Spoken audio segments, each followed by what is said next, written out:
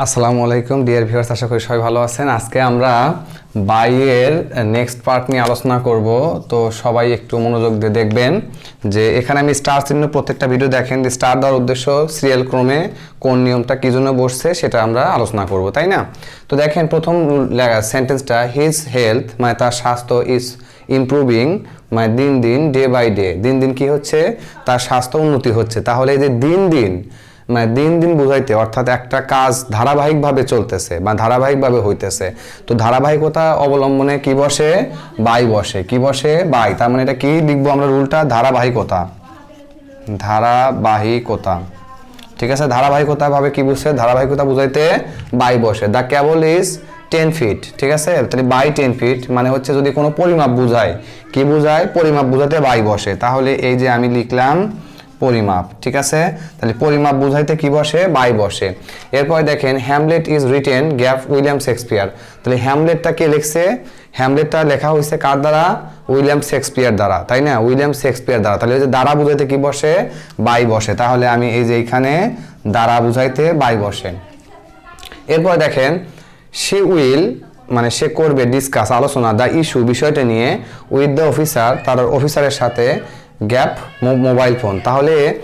তাহলে সে যে আলোচনা একটা বিষয় নিয়ে আলোচনা করবে কিসের মাধ্যমে করবে? মোবাইল ফোনের মাধ্যমে করবে, তাই না? তাহলে বাই মোবাইল, তার মানে আমরা লিখবো এখানে কি? মাধ্যমে বা মাধ্যমে। তাহলে মাধ্যমে বুঝাইতে কি বসে? বাই বসে, তাই না? এরপর দেখেন লেখা আছে his listen to his teachers and abides their advice. মানে সে মানে মনোযোগী মানে সে যে শিক্ষকরা যেটা বলে বা কোনো আইন প্রণয়ন করা হলে অর্থাৎ সে একটা জিনিস মেনে চলে। তাহলে মেনে চলার ক্ষেত্রে এমনিতেই অ্যাভয়েডের পরে বাই বসে, অ্যাপ্রোপ্রিয়েট প্রিপোজিশন। অ্যাভয়েডের পরে এমনি বাই বসে। তো মেনে চলা মানে কোনো আইন মেনে চলা, কোনো আইন বা আদেশ, কোনো আইন বা আদেশ মেনে চলা বুঝাইতে কি বসে? বাই বসে, তাই না? এরপর দেখেন আছে he is lawyer gap profession মানে সে পেশায় একজন কি? আইনজীবী। তাহলে এটা তার হচ্ছে একটা বৈশিষ্ট্য।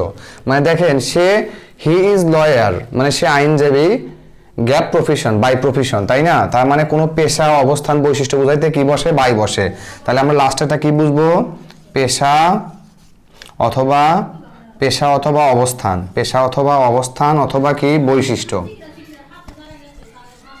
তাহলে পেশা অবস্থান বা বৈশিষ্ট্য বোঝাতে কি বসে? বাই বসে। তাহলে দেখেন আমরা একটু আরেকবার আলোচনা করি।